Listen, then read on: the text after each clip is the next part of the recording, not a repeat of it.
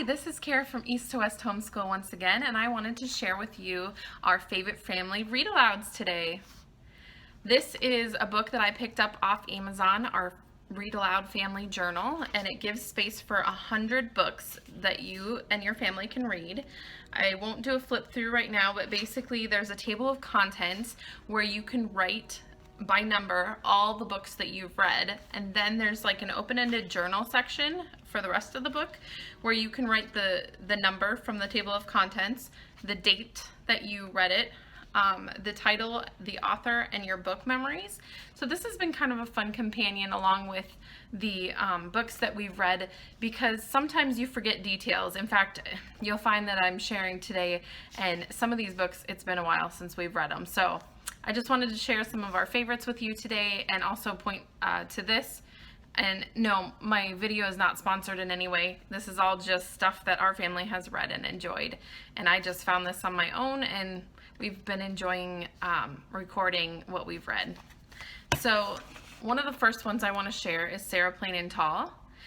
I remember watching this movie as a kid, and so it was fun to read the book. It's kind of a short book.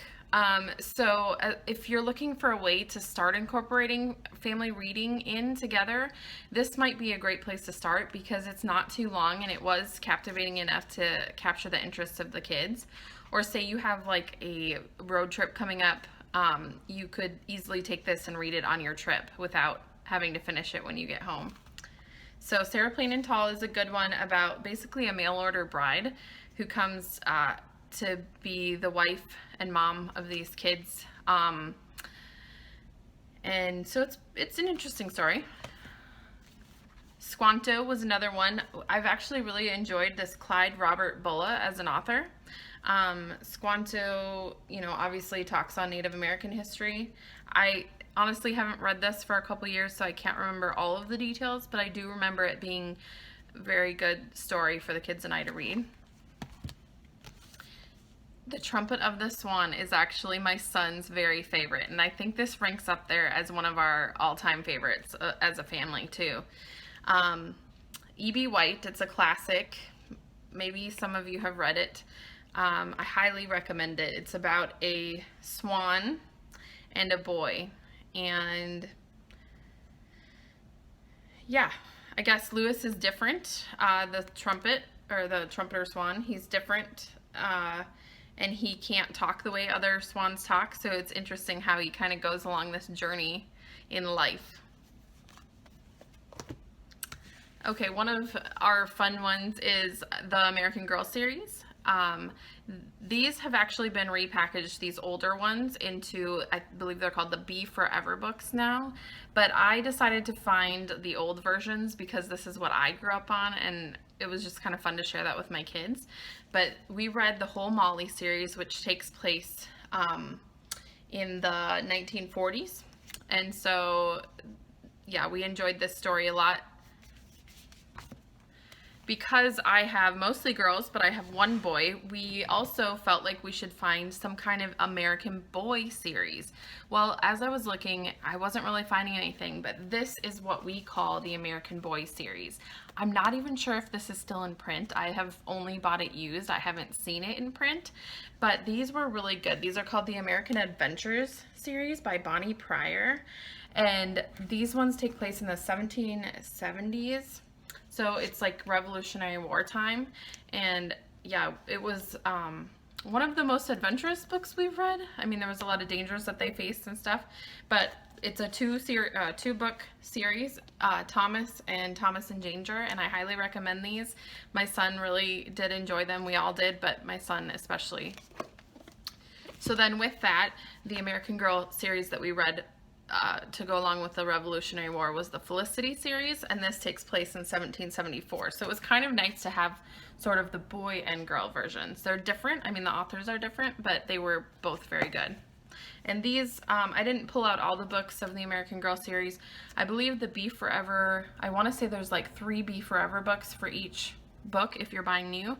Otherwise, I think these ones, there's 6 in this form, and that's how I bought them. We had seen the movie Paddington, and so I saw a bear called Paddington. I think I picked this up at a thrift store, and we decided why not read it. It's actually very different from the movie, and it was humorous. It still was humorous. We really enjoyed it as a family, and I know there's a series with this, so who knows, we might pick up the other ones, but this was a fun one. Okay, The Secret of the Sealed Room, I would say is one of my favorite ones that we've read. The author Bailey McDonald has another one on Shakespeare, and I think that we're going to probably pick that up when we do a Shakespeare study in a couple years. Maybe next year, we'll see. I haven't really planned it out. But this one was based on Benjamin Franklin, and it was a mystery, so it was very interesting. The kids really enjoyed it too. Ginger Pie. This one was a fun one by Eleanor Estes. Ginger goes missing, and so it's kind of a mystery as well. And yeah, I guess I don't have a lot to say about it, but it was a very good book. Okay, All of a Kind Family. This was a cute one. Sometimes with older ones, I'm just never sure what I'll think, but this was a recommended book with Heart of Dakota. Actually, to be honest with you, a lot of these books were chosen because we've done Heart of Dakota the last couple years as our main core of curriculum. And the way that Heart of Dakota does things is she divides things into genre. So like some things might be a comedy or a realistic fiction. I believe this one fell under the realistic fiction category. And so it was very good. It was about a family who had 5 girls. And it was fitting because we have 4 girls and 1 boy. I mean, we have the boy in the mix, but it was kind of fun reading a story about another large family like this. And one of my personal favorite parts in this book was when the mom hid some, what was it, buttons while she had her kids dust, so that they would find the buttons if they had behaved and done their job. And I appreciate that as a mom, thinking of creative things to do to motivate my children. I have not implemented it yet, but it's still on my list of things to think about. But yeah, we enjoyed this one. Okay, The One and Only Ivan. This was a thicker one, but it actually was a really easy read. This one is a New York Times bestseller. The author is Katherine Applegate. Again, reading this made me want to go and look up more of her books because I felt like she was a great author. Ivan is a gorilla, and I believe it's based on an actual true gorilla that lived. I would have to look up the story. Sorry, maybe you can Google this later. But anyway, it was kind of about his friendship with a little girl, and it was just a really good story. I won't give it away, but we actually did this with a group of people on Facebook with Rebecca Spooner, Homeschool On. It was very good. We enjoyed it, and so we did the Brave Writer Arrow Guide with this through Brave Writer. You can find arrow guides to go with a lot of different books on Brave Writer's website. So we had like copy work and dictation and different things that we did alongside of this, and it was a really good book to do for that, and it was really fun. Okay, now this year we have done Pioneer History, American History, and so we've been reading through the not the American Girl, I already mentioned that, sorry, the Laura Ingalls Wilder series. And I had never read through the entire series before, so this has been really fun, and my kids have been really into it. So I have not loved every single book. I will say there was one book that I didn't, but most of the books we've really enjoyed and loved, so I will just kind of show you. I think I pulled out 5 of them. I believe we're now on number 8 out of 9 we've read so far this year.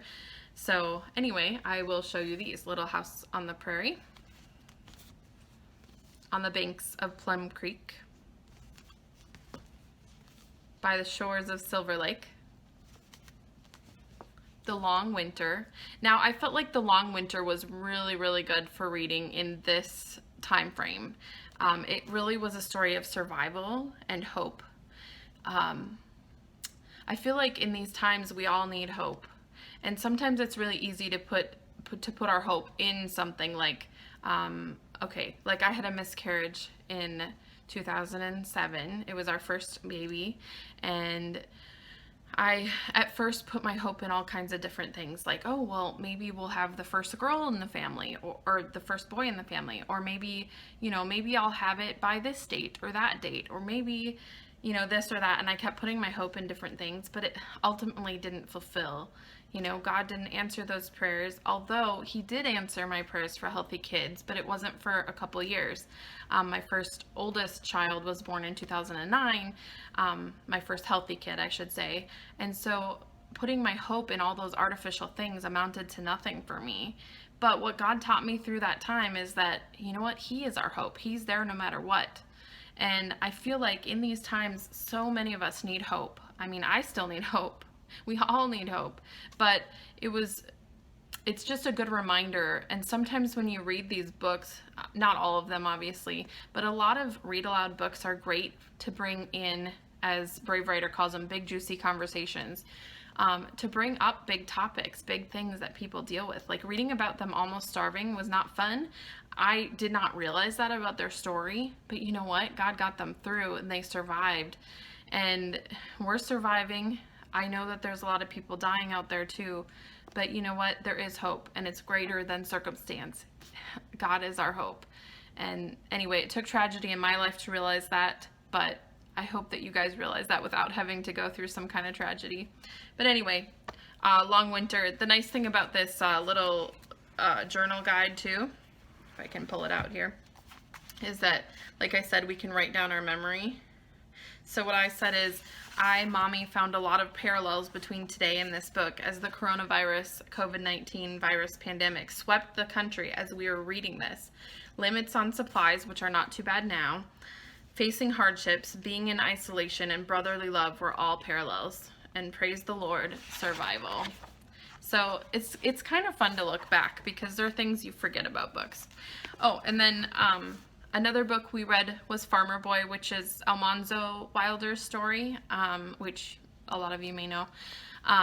But this was essentially Laura Ingalls' book about a boy instead of about girls. So my son actually loved this one the best, which I suppose is not a surprise. But we liked this one too. The girls, I would say, my oldest daughter, I think, enjoys the Laura ones better, as do I. But that's fine. It was fun to kind of get the perspective of Almanzo as well.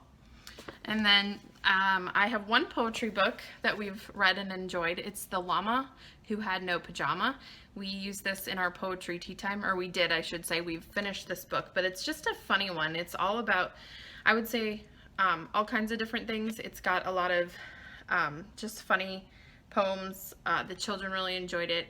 And we actually, I think, read some of it twice because we enjoyed it so much.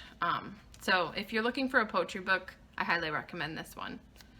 So that is all I have for read alouds today. I'm sure I have more because as I was pulling these out, I thought, oh, I wonder where that book is. So I may do another read aloud video at some point of ones that we like. But I hope you enjoy this one for now. I wanted to get a video out to you guys, and a friend brought up the read aloud thing, and I agreed that it's something that people ask about a lot. So I hope you enjoy. I hope you're having a good week, and don't forget to subscribe and hit the bell if you want to get some notifications. Bye.